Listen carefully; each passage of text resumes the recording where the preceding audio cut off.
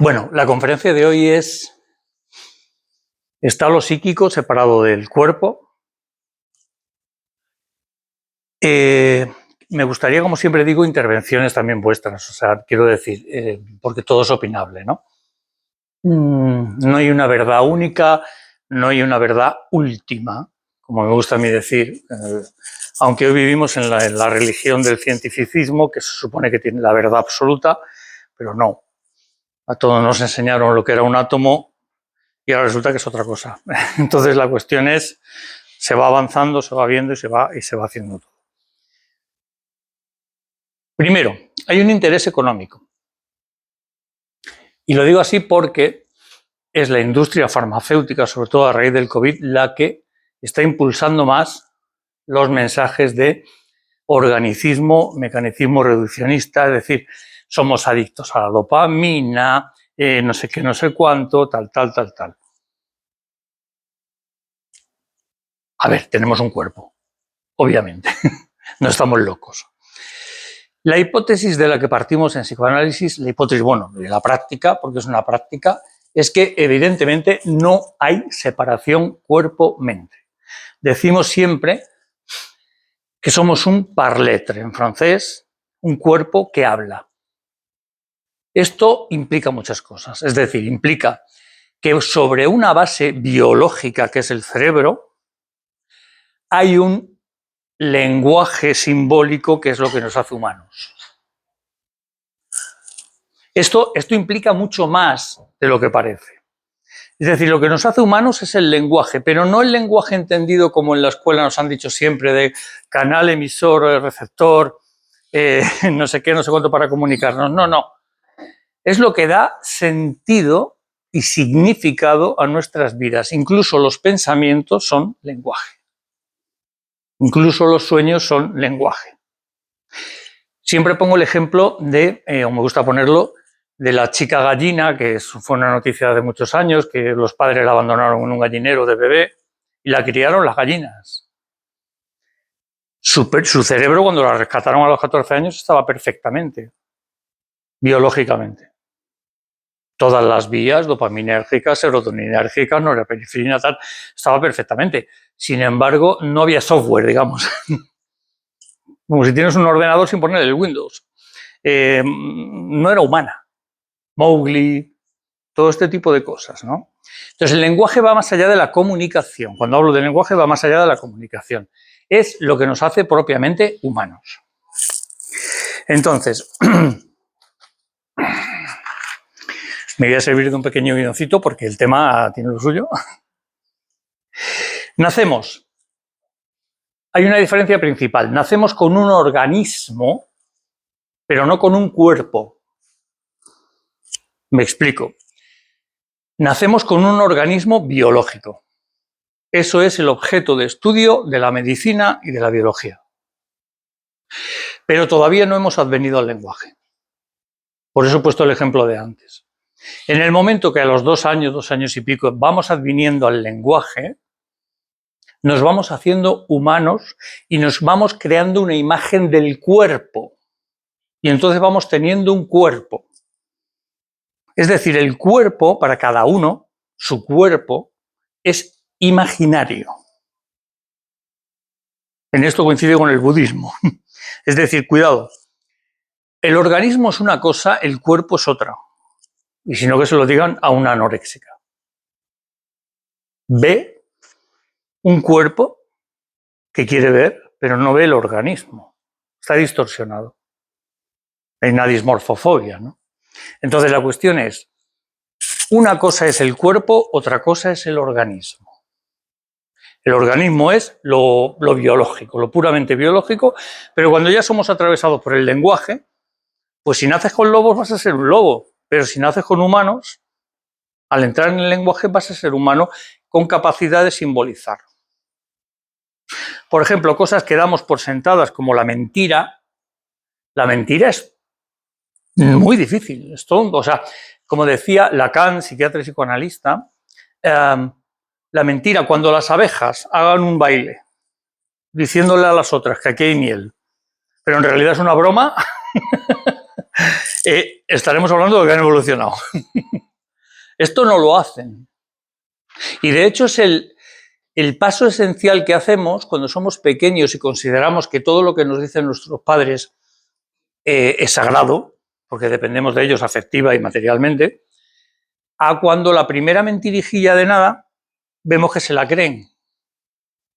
Entonces es como, ostras, son personas, no son dioses. Y empiezas a... la mentira tiene o sea, hay que tener un lenguaje simbólico potente para la mentira, igual que ahora explicaré para la metáfora y la metonimia, que el psicótico, pondré mucho ejemplo de esto ahora, porque es donde más se ve, no tiene. El psicótico, una de las cosas que vemos en terapia cuando entramos, que lo utilizamos como truco, es que la metáfora no existe. Si tú le dices, la poesía es imposible para un psicótico. Es decir, el anillo dorado de la noche que alumbra tus perlas. Estás hablando de la luna, los dientes. No, es un anillo dorado y unas perlas. Y punto. Literal. ¿Por qué? Porque lo simbólico no está anudado a lo real. Los seres humanos nos movemos entre lo imaginario, lo simbólico y lo real. Es como tres nudos, tres cuerdas que se entrecruzan. Pero si tú tiras de la cuerda de un psicótico, del simbólico, por ejemplo, pues se te va a quedar en la mano. Porque está anudado con lo real, lo imaginario, pero no lo simbólico. Entonces, por eso, en psicoanálisis diferenciamos síntoma, no vamos a entrar en este tema, pero para que lo sepáis, síntoma de symptom. Una cosa es el síntoma con el que la persona viene a terapia y otra cosa es el symptom, que es como una especie de arreglo, apaño. Lacan ponía de ejemplo a Joyce, el escritor de Ulises, es como un ejemplo de apaño para unir los tres registros. En este caso, en Joyce fue la literatura. Escribió Vinegar Kate, que es una obra que no se entiende, básicamente, podéis ver el libro, pero que es lo que a él le estableció un nombre, incluso dentro del mundo social, y lo que a él le anudó un poco lo simbólico, lo imaginario y lo real. Esa especie de nudo que uno, lacito o chapuza que une los tres, pues eso es el sándalo. ¿Qué hacer con lo real de cada uno, ¿no? Bien, vamos desde el principio. Nacemos con un organismo, no con un cuerpo. Vamos haciendo un cuerpo según nos vamos introduciendo en el lenguaje. Y esto, hay una diferencia entre el lenguaje y la langue, en francés la lengua todo junto, que significa la lengua particular de cada uno. Por eso decía que iba a poner muchos ejemplos de psicóticos, que es donde mejor se ve. El psicótico tiene un lenguaje particular. Le da el sentido que quiere a las cosas, a las palabras. Significa, cada uno nacemos en una casa con una madre, con un padre, o con unos abuelos, o con un tal, pero tenemos una especie de enlazamiento con eso que no tiene la vecina. Mi madre no utiliza las mismas palabras que la vecina, y ya no digamos otra cultura. Entonces, ¿qué ocurre? Pues que yo voy a dar el significado que mi madre da o mi padre da a las cosas. Esto es muy importante, pero no solo el significado de las palabras. Cuando hablamos de discurso, hablamos también de si mi madre es triste, si mi madre es alegre, si veo... Todo esto es discurso también. Entonces, vamos a tener la langue particular, que en el psicótico se ve muy claro. Cuando te empieza a hablar de que soy el hijo del dios, del sol y del rey Juan Carlos, y los planetas en Gamínides estuve no sé cuánto tiempo, y el delirio, que por cierto, el delirio es una forma de intento de reconstruir un contacto con la realidad. Los neuróticos, que somos prácticamente todos, hablamos de fantasma. Fantasma es la película con la que vemos el mundo, tal. Pero se puede atravesar. O sea, en terapia tú puedes hablar y decir, y el paciente puede dudar, cambiarlo. El delirio, no. Es intocable. Es la certeza paranoica, la certeza psicótica. O sea, yo pongo el ejemplo siempre. Un neurótico obsesivo, por ejemplo, puede venir a sesión porque no duerme, porque cree que es Napoleón. Manuel, no duermo, soy Napoleón, ya sé que no lo soy, pero no puedo dejar de pensar que soy Napoleón. Ahora, el psicótico no aparece ni por consulta. ¿Por qué? ¿Por qué Napoleón? Claro, es que la certeza psicótica es lo peor del psicótico. Y viene, ahora lo explicaré después de una perplejidad. Un día haré una conferencia de la psicosis, ¿no? Pero viene después de la perplejidad, que después, al final, os voy a proponer un ejercicio para que vosotros mismos la practiquéis. Porque la podemos sentir. La perplejidad psicótica, todos. Es el sinsentido. Lo simbólico está unido a lo real. No hay diferencia. La palabra es literal para el psicótico. Si yo le digo, cabrón, a ver si me devuelves el libro, pues lo mismo me pega, porque le llamo cabrón. O sea, cuidado, ¿no? Y luego porque tiene mucho que ver con el cuerpo. Por eso lo he traído a colación en la conferencia de hoy. El esquizofrénico, sobre todo más que el paranoide, hay que tener en cuenta una cosa, olvidémonos del DSM, el manual diagnóstico. Vamos a ver, eso es un estropicio. Desde el principio Freud ya diferenció, cuando Kraepelin dijo lo de la esquizofrenia, por ejemplo, diferenció y dijo, no, ocurren cosas diferentes. Una cosa es la psicosis paranoica, otra cosa es, vamos a llamarlo esquizofrenia, ¿vale? Para que nos entendamos, pero la esquizofrenia. Bueno, muy bien. Esquizofrenia quiere decir división, escisión. Es al contrario, el que está escindido y dividido es el neurótico. Somos sujetos divididos entre consciente e inconsciente. Precisamente el psicótico no está escindido. De ahí la certeza. No hay diferencia. O sea, es real todo lo que él piensa. Es la certeza psicótica. Si Napoleón, y a ver quién me lo discute. A mí me abdujo un ovni, me puso un chip y a ver quién me lo discute. Y además, ¿qué ocurre hoy en día? Que esto es muy grave, lo digo porque yo he tenido la práctica pacientes y por desgracia mucha gente también, que el psicótico acude a consulta y no se le ocurre a la Seguridad Social, por ejemplo, o al psiquiatra, y no se le ocurre otra cosa que contarle todo esto. Claro, el psiquiatra le medica con antipsicóticos y le quita las alucinaciones, lo que llaman síntomas positivos, que son los fenómenos elementales. Está curado, ya no tiene alucinaciones. Y luego se suicida. Y estos índices de estadística no salen. Qué curioso. ¿Por qué se suicida? Porque le has quitado el intento de reconstruir su lazo con la realidad. ¿Hace daño si este paciente habla con venusianos o con el ángel Gabriel? ¿Te hace daño? ¿Hace daño a alguien? No, pero como le quito las alucinaciones está curado. Y de repente entra en una melancolía psicótica. Claro, porque le has quitado el velo fantasmático, le has quitado lo que le permite, como a todos, vivir. ¿Qué ocurre en la depresión neurótica? No nos vayamos a lo psicótico, vamos a una depresión neurótica grave. Pues que la persona no se quiere levantar de la cama porque el velo fantasmático ha caído. No tengo ninguna motivación, no tengo ninguna cosa, no tengo ninguna cual. Me encuentro frente a lo único real. ¿Y qué es lo único real de verdad? La muerte. Es lo único que tenemos seguro. Por lo tanto, estás como frente a... No hay una motivación, no hay unas ilusiones, no hay un proyecto, no hay un no sé qué. Eso es el velo fantasmático. Y hay que reconstruirlo. Pero en el psicótico, el delirio es un intento de poder vivir. Con lo cual, cuidado con tocar el delirio. Bueno, pues da igual. Se sigue haciendo. El organismo, como decía, es diferente del cuerpo y el organismo es el objeto de estudio de la medicina o de la biología. El organismo. No es el cuerpo el objeto de estudio de la medicina y sobre todo conforme va el camino de la medicina, que es lamentable. Me refiero a, no se escucha al paciente, solo me fío de las imágenes, resonancias, TAC, no sé qué. De hecho, se le manda a callar al paciente porque estoy escribiendo, porque yo soy el que sé, porque tengo aquí las pruebas. No, perdona, el paciente, como decía Lacan, es el que sabe, pero no sabe que sabe. O sea, es inconsciente. Entonces, la cuestión es, escucha, no saben escuchar. Además, y eso le pasa también a la psicología, supuestamente científica. No escucha.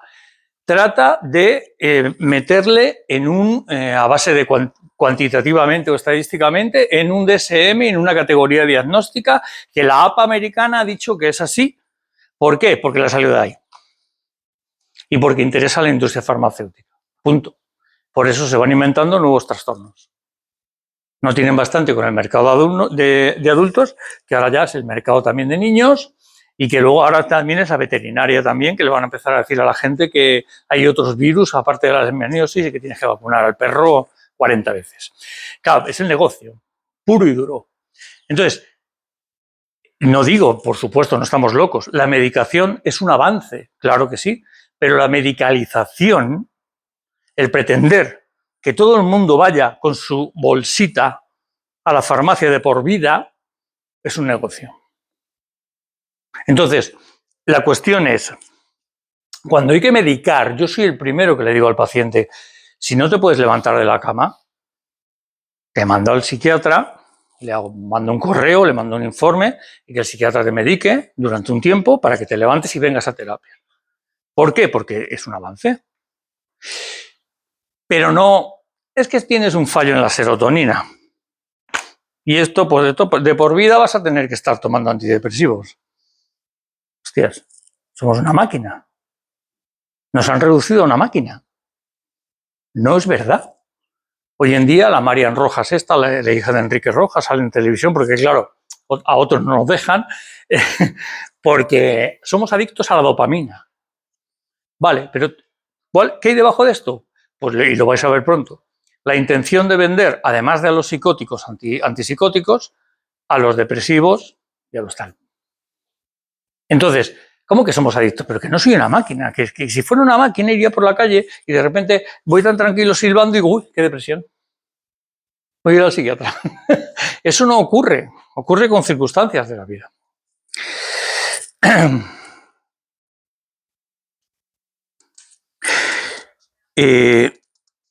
El sujeto es único. Cuando hablamos de sujeto es por la subjetividad.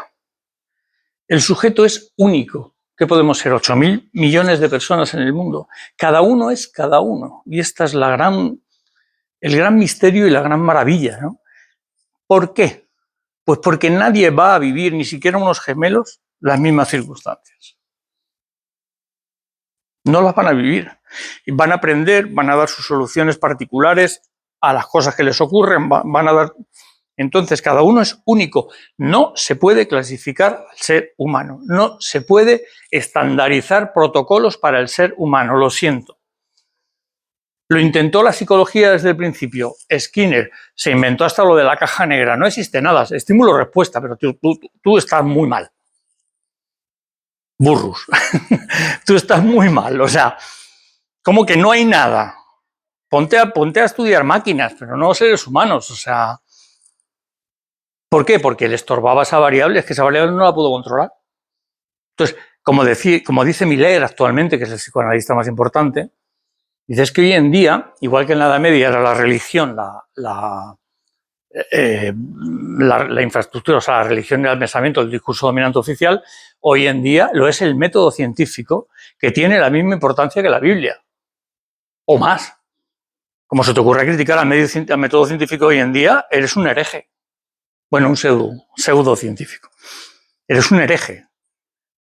Yo me reí mucho en un debate que hubo un homeópata, independientemente de lo que se pueda pensar de la homeopatía, en televisión y un médico. Y entonces el médico dijo que todo lo que estaba por debajo del 12,5% de éxito, pues que era pseudociencia, ya refiriéndose a la homeopatía.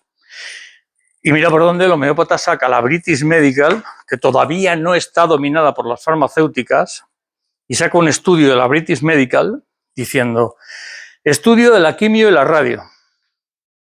Éxito, 7,2. Pseudociencia. Que el otro no sabía qué decir. Claro. O sea, ¿qué? Para unas cosas sí, para otras no. Miller dice que se le da más importancia al método científico que a lo que estudia. Es decir, si no pasa por el método científico, no vale. Lo que sea, me da igual. ¿Cómo que lo que sea me da igual? Hay cosas que no se pueden medir, hay variables que no se pueden extraer, hay cosas que no se pueden meter en el método científico. El método científico, ¿qué es? La solución milagrosa, el bálsamo de Fieragrás, de Don Quijote, o sea, sirve, por supuesto, para lo que sirve, que es para la parte de la ciencia que el capitalismo le ha servido, es decir, para la producción, desde la máquina de vapor de Watt. Bien, y nos ha dado muchos avances, y está muy bien. Y está muy bien, pero no pretendamos aplicarlo a todo. Hay cosas que no se pueden meter en el método científico. ¿Cómo mides un psicoanálisis? Y ese es el problema de la psicología, que se ha intentado adaptar al método científico y se ha olvidado de la persona. Los test que me estás midiendo en un test. No, es que es fiable porque mide lo que dice medir. Pero es que lo que mide es un constructo que tú te has inventado. Personalidad, no sé qué, no sé cuánto. No. Bueno. El sujeto es único y sus soluciones son únicas. Y esto es la diferencia. En el psicoanálisis vemos los pacientes qué les ha pasado y qué solución han intentado o intentan dar a lo que les pasa. Y ahí es donde tenemos que centrarnos. Por eso no se puede estandarizar. Hay que ver el caso por caso. Por eso decía Lacan, cuando entra una persona es el sujeto, el analista se tiene que colocar como objeto, como sujeto supuesto saber. Es decir, el paciente supone que sabes, evidentemente sabes, tiene muchos estudios, pero de esa persona no sabes nada. Y eso es lo que te permite la escucha verdadera. Porque si ya voy, cuando entra, uy, tiene unos gestos tal, uy, este va a ser un obsesivo, este va a tener un TOC, uy, este me empieza a hablar, tú ya no estás escuchando. Por eso Lacan decía, cuando tú crees que has comprendido, sobre todo en las primeras entrevistas, al paciente, no has entendido nada. Escucha de verdad, como si fueras un extraterrestre que viene aquí y no sabe nada y me pongo a observar de verdad. Pero si vas con las ideas prefijadas del DSM o de cualquier cosa de estas, lo que vas a hacer es encauzarle por un sitio. Porque además calma la angustia, pero la del psicólogo. O sea, qué bien, te tengo controlado, ya está todo estandarizado, está el protocolo hecho.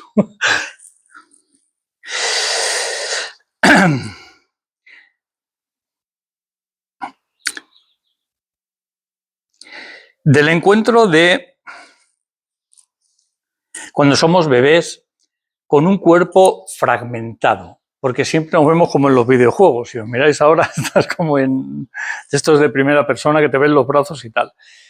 El estadio del espejo de Lacan hablaba de eso, para ver, los demás siempre nos van a parecer, y eso nos queda para toda la vida, como un poquito más completos.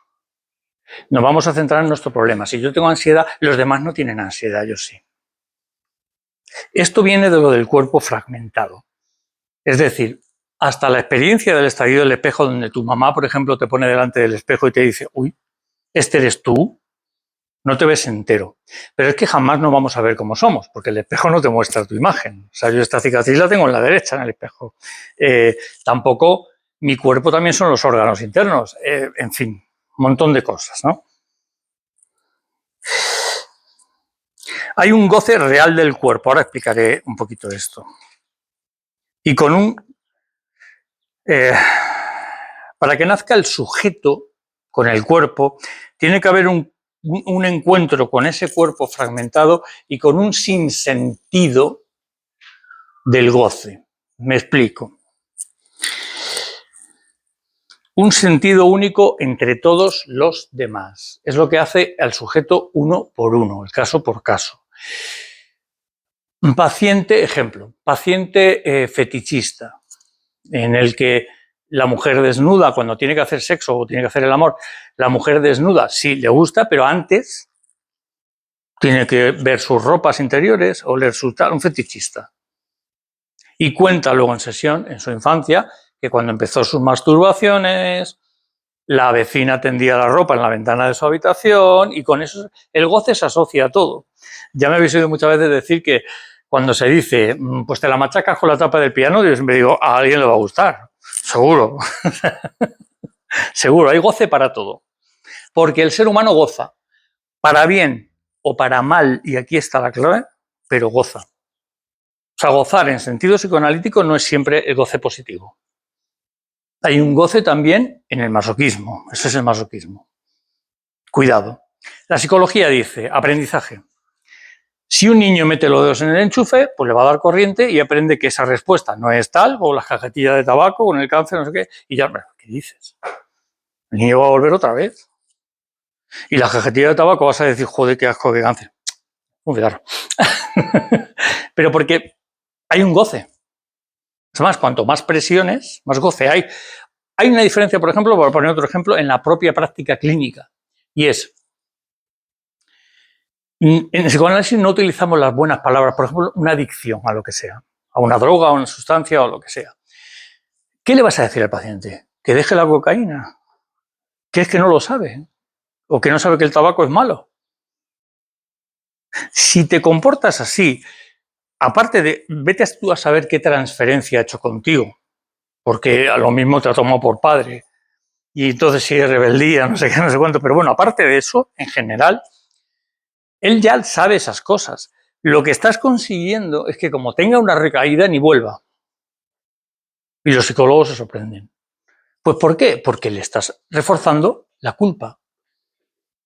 Tú le estás ayudando y fíjate, no hago caso ni al psicólogo. No hago lo que me dice el psicólogo. Es que no hago lo que me dice el psicólogo, ¿para qué voy a ir? No, hay que mostrarse más impasible. Más cuando un paciente te pregunta, ¿y qué opinas que he vuelto a recaer? Esto ya es clave. Porque me ha pasado saliendo de la sesión, he vuelto a recaer, ¿qué opinas? Digo, no sé, ¿qué opinas tú? Parece que no te importa. Al contrario, no hagas de papá, no hagas de mamá, no hagas, ¿sabes? O sea, no.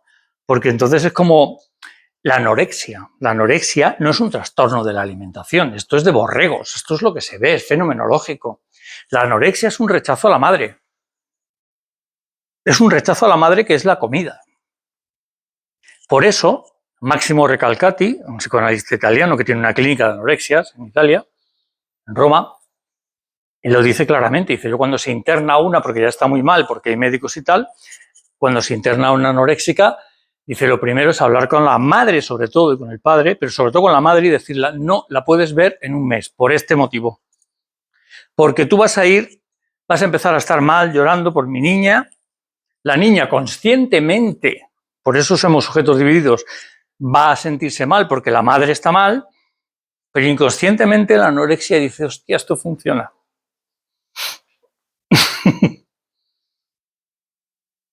Entonces, que lo que se vea sea un trastorno de la alimentación, hay que ser un poco, la verdad, mendrugo para quedarte ahí. O sea, sí, claro, evidentemente es un trastorno de la alimentación, pero hay algo más profundo, ¿no? Bueno, tiene que ver con el cuerpo. Las categorías... Sí. Aprovechando uno de los comentarios que acabas de decir, la anorexia es un rechazo a la madre. Sí. ¿Se podría considerar el polo opuesto como equivalente de que la obesidad es un exceso de aceptación de la madre? Hay mucho tema de eso. Sí. De hecho, es una regresión a la fase oral en la que no has tomado, o sea, te da por la comida y por comer y por comer y por comer y por comer, y es tu zona de confort porque se suele hacer de noche, en casa, no sé qué, no sé cuánto, tiene que ver también. Tiene que ver con eso.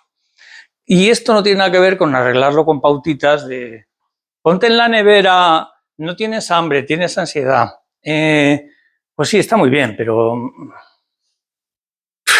en fin.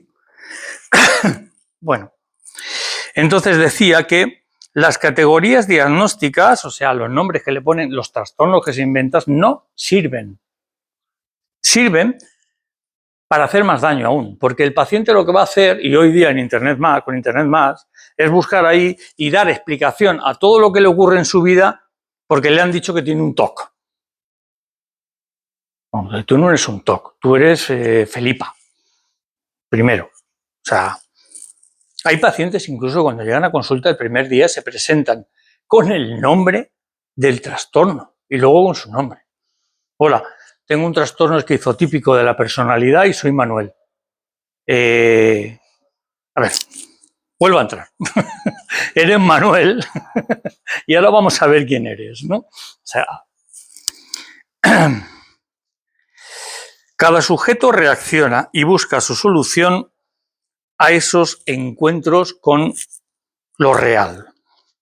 A veces esas soluciones, pues eso lo hacemos todos, a veces esas soluciones son frágiles, no se sostienen bien,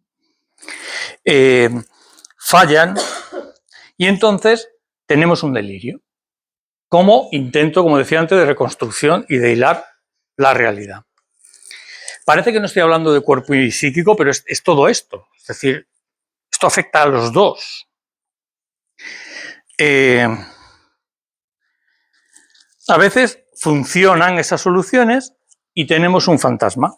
Entonces somos neuróticos, pero si no funcionan o son frágiles, somos psicóticos. La forclusión, que no es un tema en el que quiero entrar ahora, pero que es un rechazo, significa básicamente rechazo. Forclusión es un rechazo al nombre del padre. Nombre del padre en cuanto a metáfora paterna, en cuanto a la ley, en cuanto a todo ese tipo de cosas, ¿no?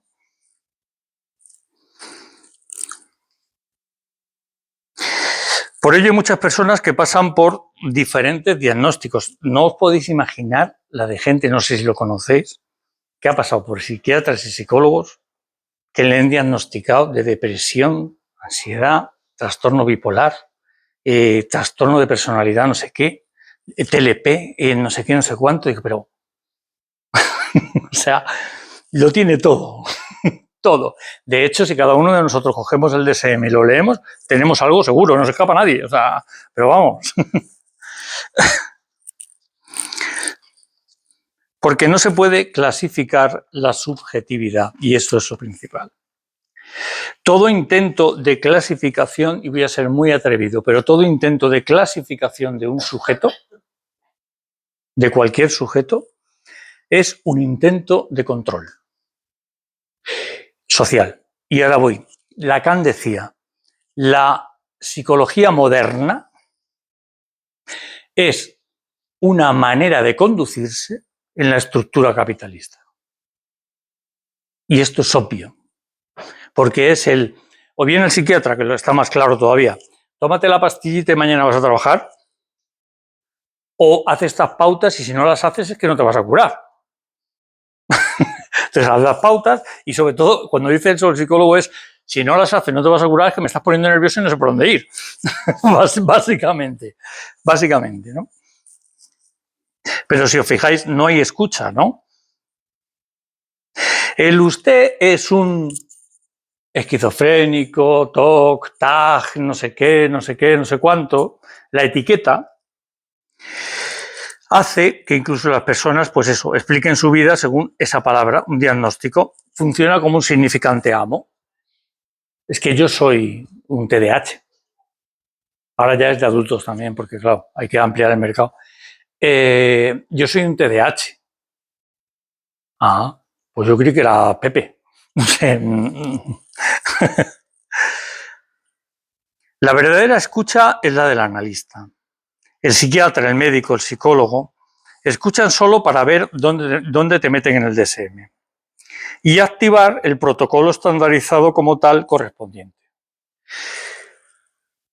Hablando del ser humano, es imposible. Yo diría incluso, yo voy a poner el ejemplo de, bueno, si fueras un coche y lo mandas al taller y es que me falla el embrague y entonces puedo tener un protocolo porque el coche es así, pues fíjate, yo diría que incluso también, porque el coche se hace a la persona que conduce. Y si pisa mucho el embrague, otro a lo mejor no lo pisa tanto. O sea que hasta el coche. Hay esto es importantísimo, posición subjetiva del sujeto siempre. Cuando viene con cualquier problema, una de las cosas primeras que hay que averiguar es dónde se ha posicionado subjetivamente. ¿Dónde me he colocado? En mi entorno, en mi tal, en no sé qué. Hay pacientes que te dicen, pues es que está mi familia y luego yo. Por ejemplo, ¿no? ¿Dónde estoy en esa posición? ¿Dónde me he colocado subjetivamente? Hay una frase ya de Freud que decía, bueno, en todo lo que te pasa, deja ya de echar las culpas fuera, que es un mito del psicoanálisis que es mentira, es dentro de lo que te pasa, ¿qué responsabilidad tienes tú? Porque claro, si te pones de alfombra y luego vienes quejándote de que la gente te pisa, primero ve tú de por qué te pones de alfombra. Esta es la cuestión, ¿no? Echar la culpa a los demás es muy fácil. Pero los padres, es verdad que venimos de un discurso de la familia y tal, o de la sociedad, pero os aseguro que vuestros padres no se han inventado ese discurso. El discurso viene de más arriba. O sea, no es que digan voy a mala leche conscientemente a joder la vida de mí. No es eso. No es eso. No es buscar culpables. Es cargarse el discurso. Este es el tema, por ejemplo, cuando de pequeño te pegan mucho. Eres un diablo, eres un demonio y te pego porque eres un demonio. ¿La intención cuál es? ¿La intención cuál es? Que no sea un demonio. ¿Pero qué van a conseguir? Que sea un demonio. Si es que ya, por eso oyes a la gente adulta, lo típico, es que qué razón tenían mis padres, qué sabios eran. Si es que ya sabían que yo era un torpe, un no sé qué. No, dale la vuelta. Es que tú estás obedeciendo lo que te decían tus padres. Lo que pasa es que el inconsciente tiene dos características. Que no pasa el tiempo. Y como digo siempre, por eso se carteaban Einstein y Freud, cuando lo del espacio-tiempo y lo del inconsciente. Que no pasa el tiempo, que es atemporal, y que está el automato en la repetición. Y volverás a repetir y repetir y repetir, y tú lo llamarás lo que quieras, pero en realidad es inconsciente. Qué mala suerte tengo con los hombres. ¿Y por qué eliges este tipo de hombres? O con las mujeres. O ¿por qué?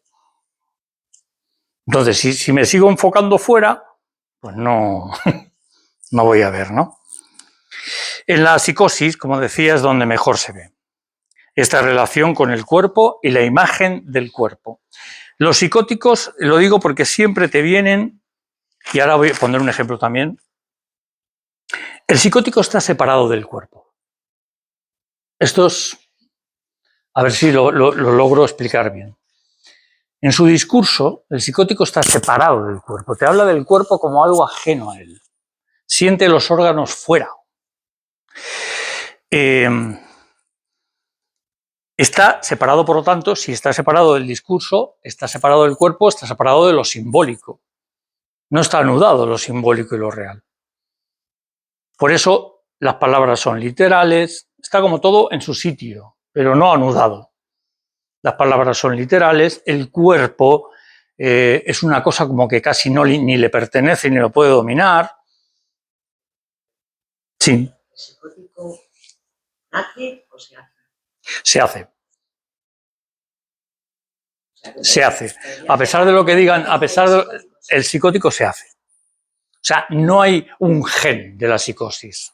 No hay un trastorno. No hay un trastorno cerebral. No lo hay. Lo que pasa es que la psicología insiste, por la industria farmacéutica, y insiste incluso todavía. Fíjate que en los años 80, cuando se desechó, pues todavía han vuelto otra vez las historias de los homosexuales tienen el hipotálamo más grande que los... ¿Pero qué? ¿Pero estáis flipados? ¿Me entiendes? O sea, no tiene nada que ver. Somos seres del lenguaje sobre una base biológica, por supuesto. No hay ninguna anomalía en el esquizofrénico. Psicótico. Es todo por la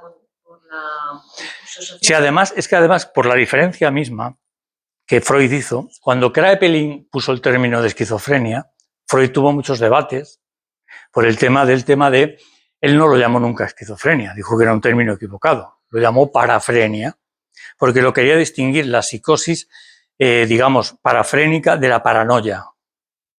Por ejemplo, la melancolía, pues en la paranoia, por ejemplo, es imaginaria. El otro es el malvado, lo proyecto fuera.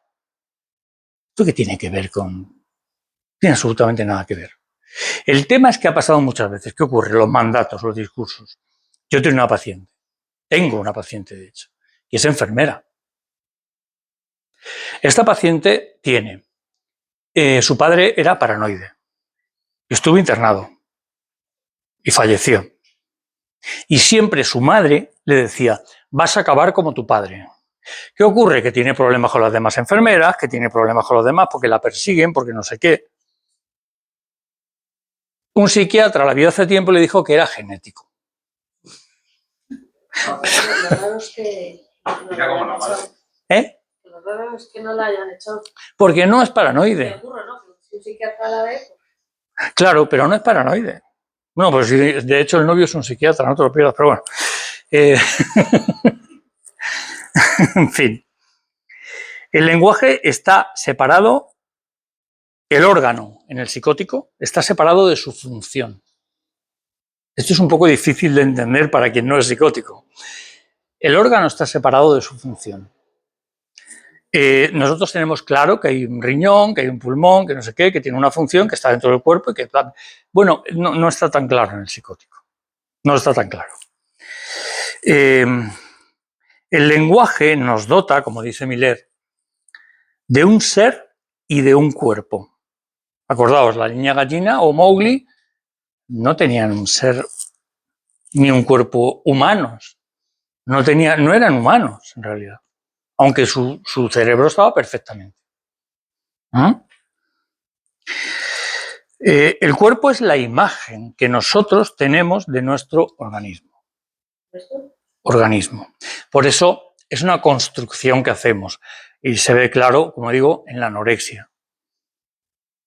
No tiene nada que ver con lo real. La anoréxica se ve como le da la gana. O gorda o delgada, y tú le puedes decir, pero no ves que no, que lo que está viendo es eso. El psicótico, al no tener lo simbólico, al no advenir al lenguaje, se inventa una estructura que lo sostenga, porque no hay más remedio, sino. ¿Y qué es esa estructura que lo sostiene? El delirio, como he dicho antes. El delirio. Y suele ser, por ejemplo, en el esquizofrénico, suele ser algo relacionado con el cuerpo. Te hablan mucho del cuerpo.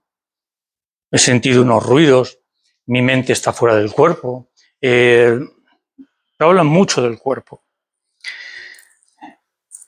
Esto en la paranoia. Porque en la esquizofrenia es diferente lo que se llama esquizofrenia, pero no hay ningún orden. Está todo desanudado. Completamente. Completamente. Entonces, el término esquizofrenia no sirve, como he dicho antes. No sirve. Ha servido para liarla más. Ha pasado como con el término ansiedad de los americanos, anxiety, que vino a intentar sustituir al de angustia psicoanalítico y lo que ha hecho es liarla, porque no explica todo lo que es la angustia. La angustia es mucho más que la ansiedad. Además, tiene que ver con el cuerpo. La angustia se siente aquí. Y eso tiene que ver con el cuerpo. La ansiedad, el estrés, bueno, ya no te digo el estrés. Todavía no sé muy bien qué es el estrés. No lo sé muy bien. O sea, es que tienes estrés crónico. Y tú espinillas. O sea, no sé muy bien qué es el estrés. No lo he entendido. Bueno.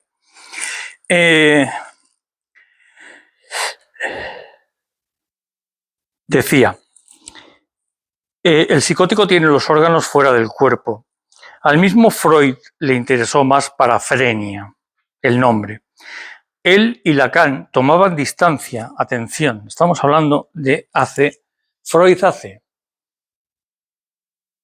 200 años, Lacan hace 70, y estaban hablando de que no tomaban en cuenta, Lacan era médico psiquiatra, aparte de psicoanalista, y Freud era médico, neurofisiólogo. No tomaron en cuenta ni los términos de esquizofrenia ni los organicismos, es decir, nada de esto tenía una causa orgánica, porque Freud se hartó de buscar las causas orgánicas. Bueno, pues hoy día la neurociencia se empeña al servicio de la industria farmacéutica en buscar las causas orgánicas. en buscar incluso dónde está el inconsciente, dónde está el ello, dónde está el yo, pero estáis taraos perdidos. Bueno, no, son muy listos. Pero, entonces, él y Lacan tomaban distancia de las teorías organicistas que hoy nos tratan de seguir vendiendo con eso, pues adictos a la dopamina y tonterías por el estilo. Es decir, es que yo cuando vi la entrevista y vi un minuto nada más de la Miriam Rojas esta, del Opus Dei, la de, no, es que si por ejemplo vas a comprar, ya no hablamos de drogas, si vas a comprar el pan y tienes que comprar una barra, pero tienes que comprar dos porque una te la comes y eres adicto a la dopamina. Digo, tú eres adicto a la tontería, o sea, por favor, que no soy una máquina. No, me da rabia porque eso es jugar con la gente. Es jugar con la gente. Y que todo el mundo vaya, como decía antes, con la bolsita de por vida, pues no sé qué. Si lo dijo Bayer, lo podéis buscar en Google. El presidente de Bayer hace unos años, pocos años, 4 o 5 años, lo dice en Google claramente en una entrevista. No nos interesa curar nada. Nos interesa mantener de por vida controlado el síntoma. Es una vergüenza. O sea, bueno, y por no decir lo de África, que se siguen muriendo de hambre, o sea, del SIDA, y no les da la real gana de vender genéricos. O sea, tiene que ser la marca y el... Bueno. Todos podemos experimentar... Hay un momento de perplejidad en el psicótico cuando se enfrenta a lo real, como no tiene advenido lo simbólico. Esto lo vais a entender ahora con el ejemplo. Es el que os decía que vamos a hacer. Todos podemos experimentarlo. La misma sensación de la perplejidad. Hay unos significantes que en la psicosis son claves, que son, por ejemplo, el tema de la perplejidad. Hay un shock, una especie de shock, que no pasa por lo simbólico, que eso es el trauma, es decir, no lo pasamos por el lenguaje, no lo procesamos y queda como marca emocional, ¿no? Digamos, pulsional, y la perplejidad ante ese primer momento. Y luego está la certeza del paranoide, que decía antes. O sea, el paranoide cree que tiene la verdad, por eso no va a consulta. ¿Cómo se ve esta perplejidad? Pues porque lo simbólico, para el psicótico, pierde la conexión entre el significante y el significado. No hay una cadena significante que se llama, un S1, un S2. El S1 es el significante amo, el S2 es el significante saber. No lo hay. Entonces pierde el significado y toma literalmente la palabra sin significado. Decíamos, ¿cómo es esto? Pues muy fácil. El experimento que podéis hacer, muy sencillo. Coged y elegid una palabra, la que sea, normal. No hace falta que sea una palabra rara. Y la empezáis a repetir en voz alta, escuchándola muchas veces. Llega un momento en que pierde el significado.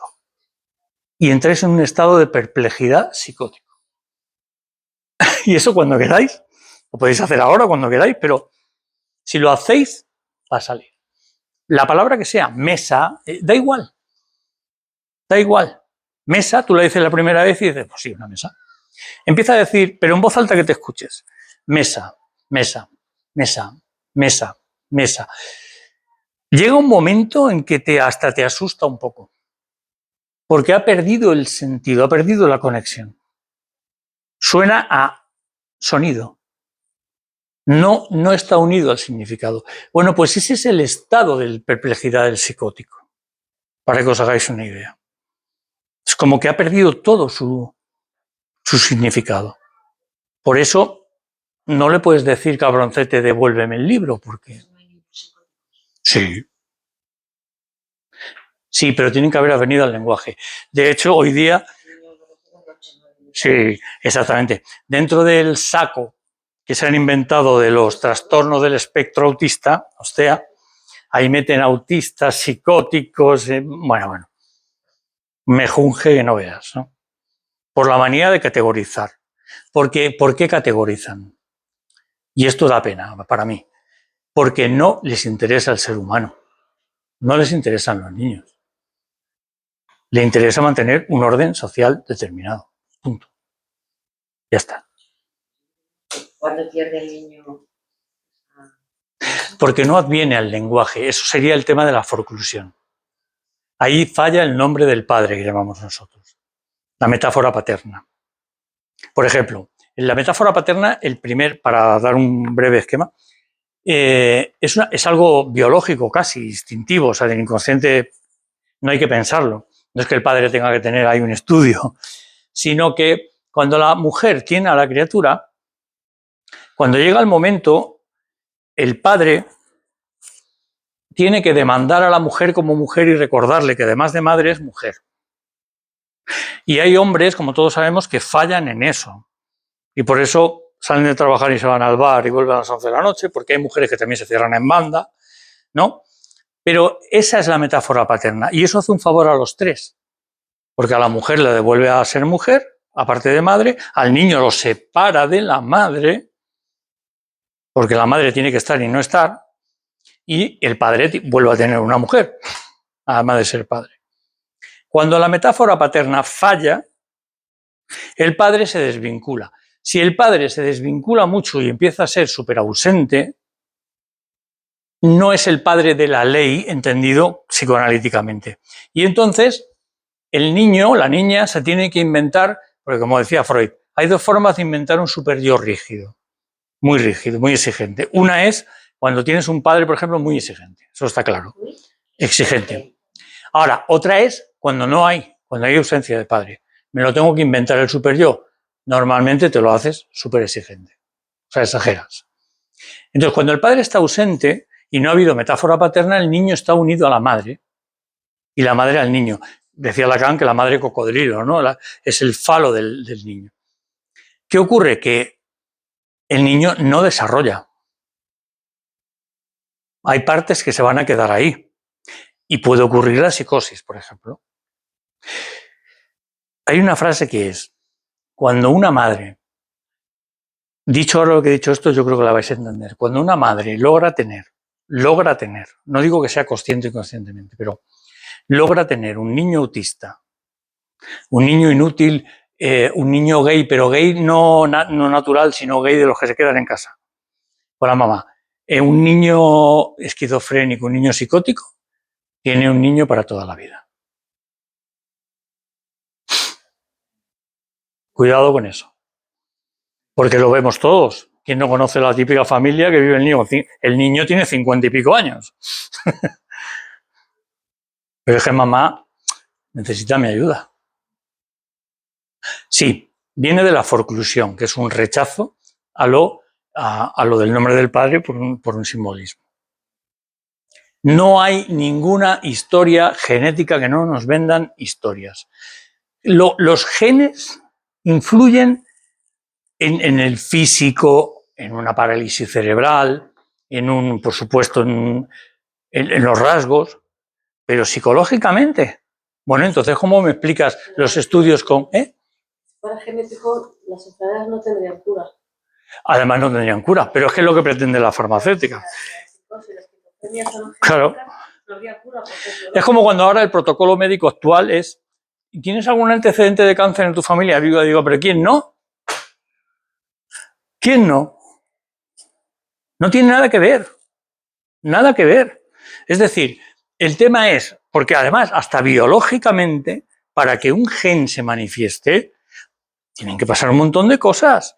Ya no solo las predisposiciones sociales, sino los factores de transcripción, las historias de metabolismo, la ATP. O sea, vamos a ver. No tiene sentido, están engañando a la gente. Están engañando a la gente. El tema es, y sobre todo los trastornos mentales. Estudios con gemelos. Unos se han quedado con los padres biológicos y el otro se ha ido con otra familia. Bueno, pues si es genético, está claro que el que se ha ido con la otra familia tendrá las enfermedades de sus padres biológicos. Pues no.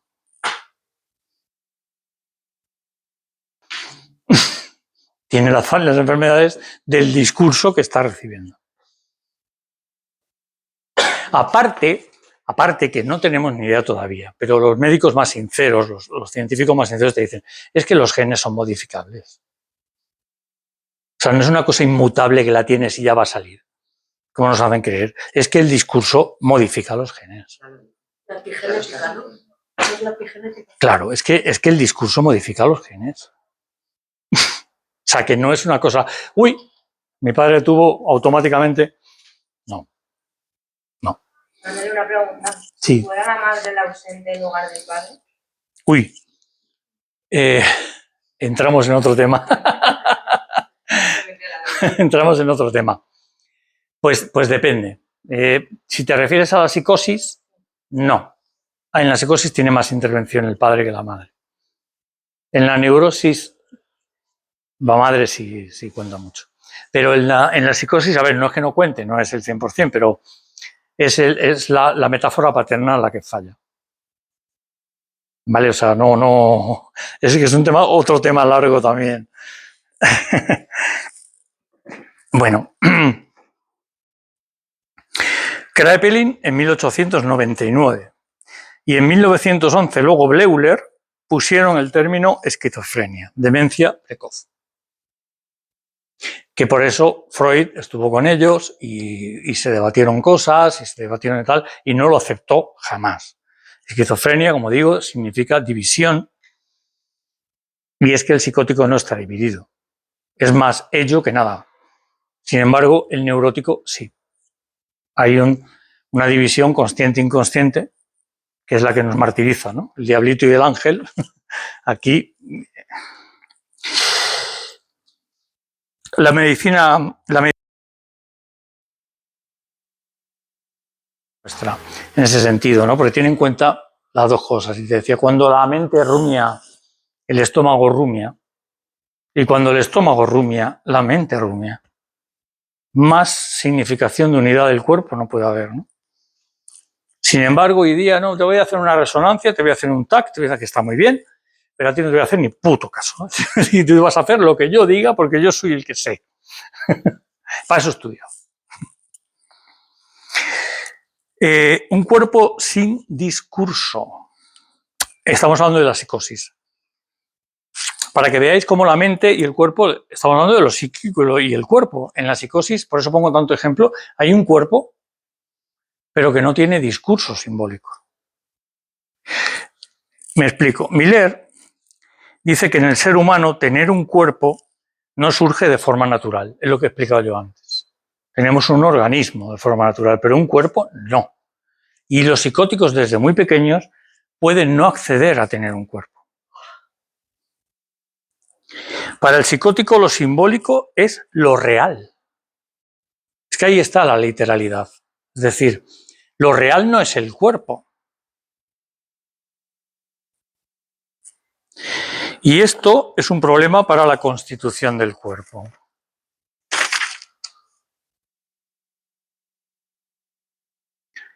A ver, un segundo. Descartes, es que aquí viene el origen del tema. Descartes inauguró la ciencia moderna. ¿Por qué hizo la división entre mente y cuerpo? Y se equivocó. No está separado. Lo que él llamaba la red extensa, ¿no? Con su división entre res extensa y res pensante, cuerpo y alma. Entendiendo el cuerpo como una máquina. Era la época de Lamartine, toda esta gente que entendía el cuerpo humano como una máquina, y la medicina empezó por ahí. Novelas como Frankenstein, en el que podías dar la vida simplemente uniendo órganos y dándoles energía. Ahí empezó la medicina a torcerse, curiosamente. Más avances tecnológicos, pero nada, dejando detrás al sujeto fuera. Hay algo irremediable en la ciencia, ojo, no digo que lo hagan adrede todo, y es dejar al sujeto fuera, porque para hacer ciencia tienes que hacer leyes universales, estandarizar, predecir, en fin. Esto deja al sujeto fuera. Entonces, por eso Lacan decía que el psicoanálisis se ocupa de lo que la ciencia deja fuera, que es el sujeto. Es decir, no puede. Y la psicología, como ha querido ser ciencia, con calzador se ha metido ahí. O sea, pues venga, estandarizamos, hacemos test, no sé qué, no sé cuánto, pero comparándome con qué población, con estudiantes de Nueva York, con no sé qué, no sé cuánto, pero qué percentiles, qué... Hay una cuestión ahí que no va con la clasificación del ser humano, que sirve para otras ciencias, claro que sí, pero no para el ser humano.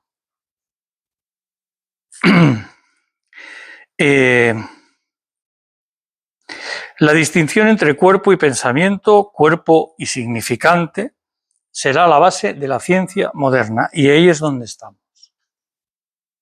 Y es la crítica a Descartes que hacía Lacan. Hay una distinción entre el cuerpo, por un lado, y el significante, que es el pensamiento, la mente, por el otro. Por eso el médico acaba ya no escuchando al paciente. ¿Por qué? Porque hay algo material que es lo que me importa y que no tiene nada que ver contigo. No es verdad. Tiene que ver todo con la persona. Todo. Por eso Lacan introdujo la palabra parletre, el cuerpo hablante.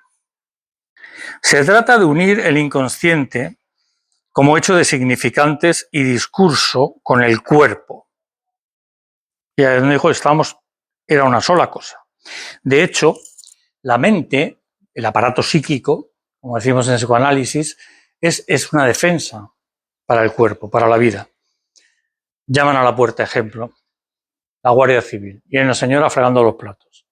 Abre la puerta y dice, hola, buenos días, ¿es usted la madre de la señorita tal, tal? Sí, pero mire, ha fallecido en un accidente.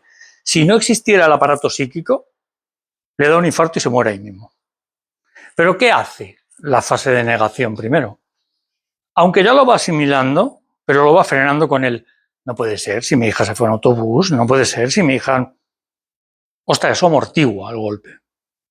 Esa es la función de la mente. Para que veas si está unido, ¿no? Y luego está el tema de... Lacan vuelve a unir el cuerpo y mente, y en vez de sustancia pensante, como decía Descartes, habla de sustancia gozante, y ahí es donde viene lo del goce. El goce para bien o para mal. El cuerpo es el que goza. Y a veces no le podemos dar un sentido a lo que... a por qué gozamos de determinada manera, ¿no? Porque se puede gozar para bien o para mal. Pero es el cuerpo el que goza. Y es el goce, la pulsión, que será el tema de mi próxima conferencia, goce y pulsión, lo que une mente y cuerpo.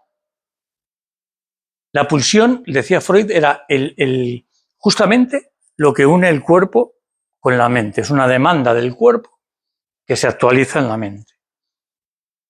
Pero el goce es lo mismo, es decir, la libido es una sensación de corporal y mental. O sea, una sensación de ser completo.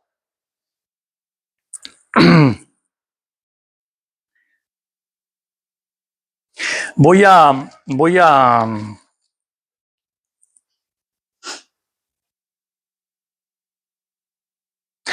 bueno, lo que he dicho antes del experimento, que aconsejo que lo hagáis, es lo que se llama fenómeno elemental o fuga de sentido en la psicosis. Es decir, es el tema de repetir la palabra varias veces. Bueno, varias veces. Tú la repites en voz alta, que te escuches y viene ese momento de perplejidad y de fuga de sentido, ¿no? Eso es el fenómeno elemental. ¿Por qué surge? Porque hay un vacío de significación. Y no podemos estar los seres humanos con un vacío de significación.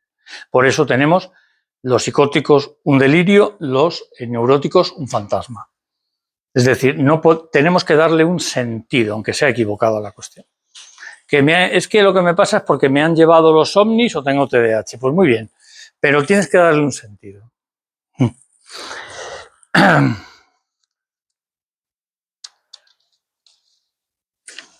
Voy a leer, para terminar, es de Santiago Castellanos, que es un compañero médico y psicoanalista, un relato de una paciente, para que veáis lo que es un psicótico hablando, ¿no? Veamos el siguiente relato de una paciente de 65 años que se presenta de la siguiente manera. Y dice, Le voy a contar, por favor, yo le voy a contar. Quiero que me escuche. Los huesos de la cabeza, todos los huesos, las sienes, unos dolores terribles, heladitos de frío. Me tengo que poner un gorro de lana del frío tan horrible que tengo. Y no puedo ni hablar siquiera. Oídos, los oídos. Me duele el hueso de la cara. El dolor es horrible. Todo referencias al cuerpo. Unos escalofríos que me dan, unas tembleras como si tuviera el Parkinson. Y comer es una pena. No amontono ni siquiera. Todo sal, grasas. Me suben grasas. ¿Pero de qué, si yo no como grasas? Mi cuerpo no admite nada. Estoy cada vez peor. Se me cae el pelo, unos picores, unos granos. Una cosa que me sube para arriba cuando como algo que me vuelvo loquita. Las piernas no me tienen. Esto es además, esta manera de estructurarlo es típico del psicótico. Los protectores del estómago me ponen nerviosita perdida. Me dan muchas bilis, dolor de cabeza, vértigos, mareos. No salgo de mi casa porque no puedo. Muchos dolores. A mí lo que me ha puesto mal han sido las pastillas, sobre todo los protectores. Me duele el corazón y me da golpes. Estoy inválida terrible. Estas pastillas me dan pinchazos, me abrasa, me escuece, algo me quema. Y me sube hasta la boca. El dolor es horrible. Hasta ahí. Si no se produce la operación simbólica que permite que el cuerpo se pueda constituir, que es lo que hemos hablado antes, reunificar y sostener, nos encontramos con las perturbaciones corporales propias de la psicosis. El sujeto no ha encontrado la manera adecuada de ligar el órgano del lenguaje al resto. En la topología del nudo Borromeo, esto es otra cuestión, es como si el registro de lo imaginario, el cuerpo, la imagen que tengo de mi cuerpo, se encontrara desanudado del registro de lo simbólico y lo real, sin hacer cadena. Hasta aquí. El hipocondríaco, lo primero que hay que ver, cuidado con la hipocondría, lo primero que hay que ver es si es neurótico o psicótico. Cuando has leído eso suena a hipocondríaco, ¿no? Sí, pero psicótico. Sí, ¿no? Siempre, el psicótico siempre hace referencia al cuerpo. Siempre. Siempre. A no ser el paranoide, que ese está como fuera. Como que me persiguen, me odian, salgo en el telediario, hablan de mí. Es imaginario. Esto no, esto es el cuerpo. Pero... Es una psicosis muy tranquila, muy estructurada. Bueno. O sea, Es el comienzo de una entrevista. Es el comienzo de una entrevista. La hipocondría se nota mucho porque hay que ver primero, efectivamente, si es neurótica o psicótica a través del fantasma. Es decir, hay que ver primero si el sujeto presenta un fantasma como interpretación del mundo, la película que nos hacemos del mundo, o si es un delirio. Hay que diferenciar eso primero. Porque el síntoma puede ser el mismo. Yo pongo, por ejemplo, lo de Napoleón. El neurótico obsesivo puede venir y decir, Manuel, mira, vengo porque no puedo dormir, no me quito de la cabeza que soy Napoleón, aunque yo sé que no soy Napoleón, que ese es el dato, pero no me lo puedo quitar de la cabeza. El psicótico no viene. ¿Por qué? Pues porque es Napoleón. O sea, esa es la certeza psicótica. Hay una certeza inamovible. Por eso en terapia, el delirio, cuando tratas a un psicótico, porque siempre es el no todo, no es que seas neurótico o psicótico, siempre hay grados. Entonces, es muy raro que te encuentres a alguien psicótico del todo. Siempre puedes encapsular, ¿no? Partiendo de la hipocondria, de la neurosis, luego se te abren dos ventanas. Exacto. Han dicho la neurótica o la psicótica. Es la neurótica, es ambigua. El comportamiento del individuo. Pues la persona te nombra muchas veces en su discurso que ya sé, que he ido a pruebas, que muchas veces sé que no tengo nada, pero que no puedo evitar preocuparme y no dormir, ir al médico. Tiene un cáncer. Y ya está. O sea, sí, es la certeza. La diferencia es la certeza. El psicótico tiene la certeza absoluta. Cree tener la certeza absoluta. Todos mis problemas, Manuel, vienen de que hablo con el ángel Gabriel por la noche. Que yo me acuerdo de una compañera que me dijo un día, me dijo, hombre, a lo mejor es verdad. Y yo le dije, bueno, pero no creo que le diga, como esta, la última vez me dijo, que mira, que se sentó al lado de la cama el ángel Gabriel y le dijo que recuerda que tienes que cambiar las ruedas, que hay que pasar al ITV. Bueno, puede ser porque estaba hablando conmigo. estaba hablando conmigo. Imposible, estaba hablando conmigo. Así que, pues hasta aquí. Muchas gracias.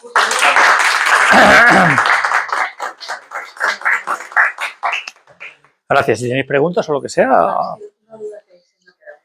Cuando has hablado de la separación del niño con la madre, el corte que tiene que hacer el padre, Una metáfora paterna. la metáfora paterna, has dicho que cuando el padre está ausente, muy ausente, una de las posibles soluciones del niño es super yo. Inventarse un superior. Un padre de la ley, que suele ser muy claro para él. Claro. Porque tenemos que tener un super-yo. El malestar en la cultura de Freud es decir, para vivir en una sociedad tienes que tener un super-yo, porque si fuéramos puro ellos seríamos animales. Nunca va a optar por la vía del ello. Siempre es el super-yo. Normalmente, cuando el padre es ausente, no hay una forclusión. O sea, no va a optar por la vía del ello, como tú dices, y no va a haber una psicosis.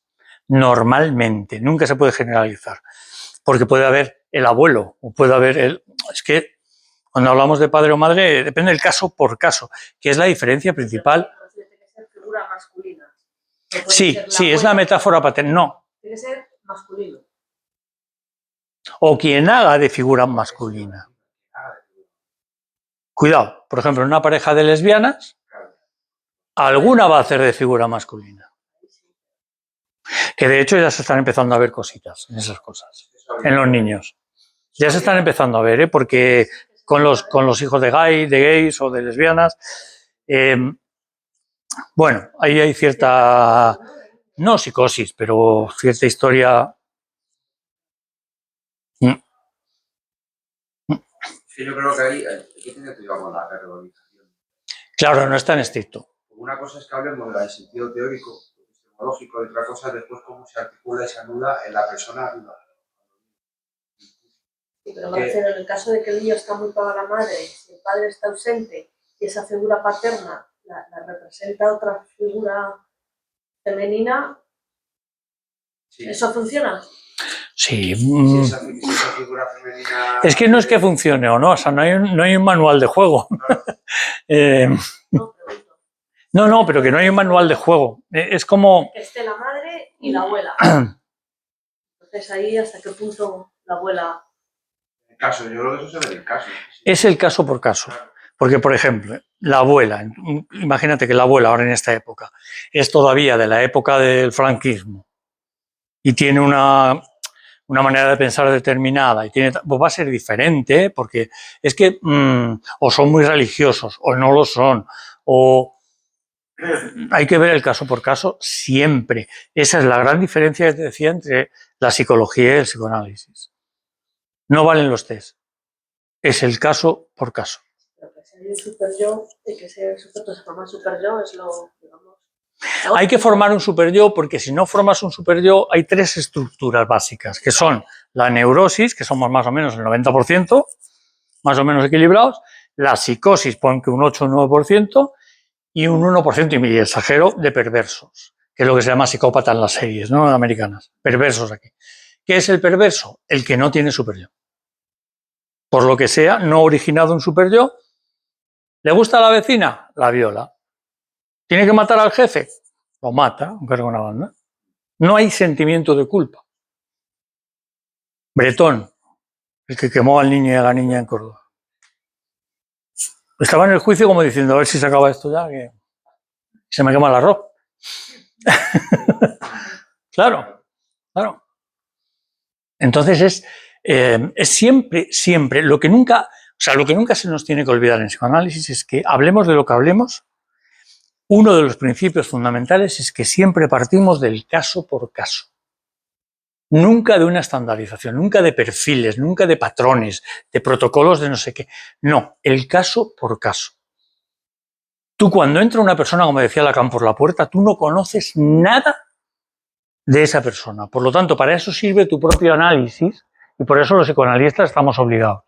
Es decir, para poder ponerte en posición de objeto para la persona y poder escuchar de verdad. No en posición de sujeto como Manuel, porque yo tengo psicóticos que me insultan, vaya libro de mierda que has sacado, y otro día soy el mejor del mundo. Y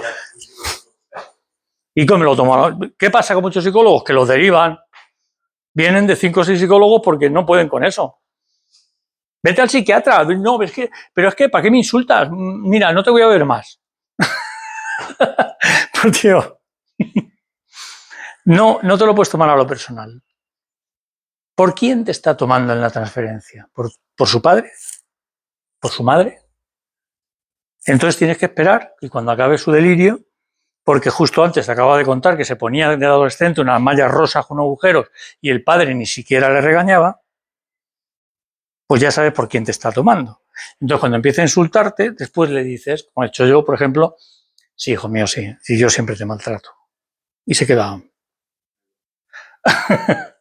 ¿Me entiendes? Tienes que aprovecharlo a su favor. No puedes tomártelo a lo personal.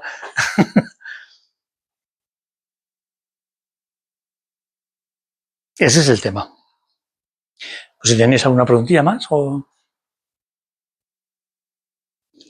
críticas o... No, un comentario que, Sí. como general, entre comillas, porque vosotros metéis con la medicina estandarizada, las químicas y tal. Pero yo es que creo que es la única defensa que tiene el mundo. Hombre, a ver, por eso digo... 4.000 millones psicoanalizando a 2.000 No, millones. no. Es lo que No. haría falta. Haría falta, pero no. No, cuidado, cuidado. Yo siempre digo que la medicación, de hecho tengo un libro, la medicación es un avance. La medicalización Pero es que no puedo es otra hacerlo de cosa. otra forma y no tengo nada que ver con No, pero ya. ya.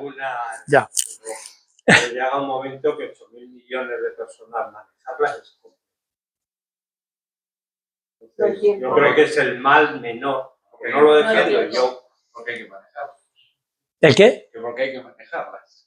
Ah, Pues si no tuviésemos un código de circulación, tú te imaginas 2.000 o 2 millones de coches. Y que es tiempo, dinero, Eso ya, que no todo el mundo tiene ganas. que no todo el mundo puede, Tiene ganas de efectivamente. emplear tiempo, mucho tiempo y es dinero. O Lo la, fácil, la medicina legal ya a un juicio. Claro que- Y yo recuerdo un psicoanalista y dice, a ver, yo me he ido de médico forense porque yo interpreto que alguien que ha pegado 20 puñaladas a su mujer, yo no le puedo declarar normal. No. A mí es un tío, una patología. Pero claro, ponerte a desarrollar eso, tienes al juicio así parado. No, hombre, pero es claro, pero... Al final acabas Claro. generalizando. Si la prueba... Si no estás... La prueba práctica la tienes muy sencilla. Mira, no sé... Defiendo, pero No.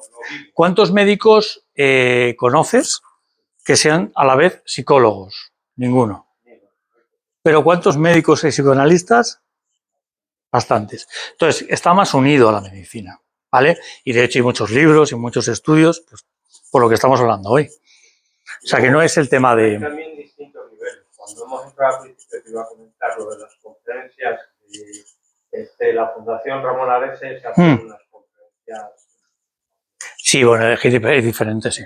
Y entonces, unas que estuve las últimas veces eran las inflamaciones intestinales, tal. Bueno, en determinados niveles de alta calidad, de medicina digestiva, el Gregorio Marañón, el de Zaragoza, en Estados Unidos, todos acababan con el que era bidireccional. Por el cerebro y el cerebro te jode. Totalmente. Eso iba así. Pero a ese nivel. Pero ellos mismos reconocían que hasta que llegaba el paciente con una colitis ulcerosa o con un flor o con no sé qué, no sé cuánto, a ellos, bueno, pues había pasado 10 años o 15 y ya llegaban. Ya, eso pasa. Es igual que cuando llegan al psicoanalista. Muchos llegan de 7 psicólogos que les han dado relajación y 7 coaches que les han dicho cómo organizar su agenda. Pero claro, eso es cierto. También, fíjate, una cosa a favor, por ejemplo, de la psiquiatría que te digo, y conozco psiquiatras, es el cabreo que tienen aquí en España, por ejemplo, porque los médicos de familia no derivan. Directamente están recetando antidepresivos, vale, que hay poca, vale, pero hombre, pero hay mucho suicidio. Está tapado. Y está tapado. Entonces, Luego salió a la luz cuando bajó lo de tráfico, y apareció que eran los 4.000 y pico. yo soy el primero, como te he dicho antes, que si una persona no se puede levantar de la cama, la medicación es buena durante una temporada por supuesto, o sea, no es un tema. Ahora, medicado de por vida, ese es el tema. Yo creo que ahí hay que saber hacer claramente una crítica de lo que tú has dicho antes, que no sirve al sujeto. O sea, no se hace por eso que llaman la salud mental. Bueno. De igual manera que nos dijeron en un principio que la producción estaba para satisfacer unas necesidades, yo creo que más o menos entendemos que hoy en día las necesidades están creadas para satisfacer a la producción. A la producción. Entonces, eso es cierto. Igual que dicen, no, el método está hecho para curarte. No, perdona, es que ellos estás creando... Bueno, eso es como la publicidad. La publicidad que dice, no, nosotros hacemos esta publicidad porque es la que la gente demanda. Perdona, es al revés. Pero lo que quiero decir, ese aspecto que lo podemos ver más o menos claro, aunque sí. cada uno con su punto de vista, pero lo que me refiero es, si ahí lo vemos claro, ¿por qué no vemos claro que cuando te están diciendo para curar, no quieres curar? No quieres cambiar, tú lo que quieres es satisfacer una metodología creada. Es un tema más profundo, pero es así. No, yo soy TDAH, yo soy no sé qué, yo no sé cuánto. Sí, la etiquetación, sí, pero... Y la vida medicada, completamente. ¿Eso para qué? Para las grandes farmacéuticas. No, pero está claro, eso está claro. Están ahí, o sea, están ahí. Lo que quiero decir es que hay una... Sí, lo he dicho antes, de hecho, hasta ya no es el mercado de los niños e inventarse nuevos trastornos, TDAH, PAS, no sé qué, o conducta desafiante, sino ahora van con lo veterinario, por ejemplo, y van a los mosquitos, el nuevo mosquito, el nuevo virus, el no sé qué, y ya lo vamos a ver. Lo que quiero dejar claro es, hay que dejar clara establecer esa crítica y volver a recuperar, coger lo importante de los sujetos, del sujeto. La parte del sujeto, la parte que ellos desplazan, la parte que... Pero por eso en general, no solo en la salud, quiero decir, ¿por qué crees que no solo en España, en Europa se quiere encargar la filosofía en los institutos? Ya no es el psicoanálisis solo, sino la filosofía, la sociología. Pues porque no conviene que la gente se interrogue. Luego, en la práctica, yo estudié latín, griego y francés. Eso. En la práctica, no sé inglés y soy analfabeto. Tú fíjate. Y de todo. Tengo mucha cultura, puedo hablar con mucha gente. Pero sin embargo... Vivir cada vez me cuesta más. Porque una cosa es la vida y otra. Es cierto, pero fíjate, ¿no? Saber griego, solo con saber griego ya. Pues nada, si no tenéis más, contamos aquí. Gracias. Cada frase que has comentado se podía hacer una charla. Bueno, pero cada una. Me iba amontonando cosas. Pues dadme títulos. Igual con la primera ya podíamos hablar. Dadme títulos, no. Me encanta. Pues muchas gracias, de verdad. Muchísimas gracias. Gracias. Hasta luego. Gracias, Loli. Dame los besos. El jueves, ¿no ves? El jueves. No, este no. Ah, ¿verdad? ¿Qué fiesta? Que este es fiesta. Este es fiesta, ¿verdad? Esto aquí. Pues ala, Y tiro porque me toca. Al otro. Gracias, Loli. Pedro, gracias. Bueno, Manuel, muchas gracias. María, gracias. Mis Ya condicionales. te han daré venido yo todo. ideas, porque tengo unas cuantas. Pues ideas. Sí, sí. Hola. Gracias. Tengo anotadas. Así que nada. Nos vemos. Vale, prontito. venga. Cuídate. Hasta luego. Uy, voy a apagar.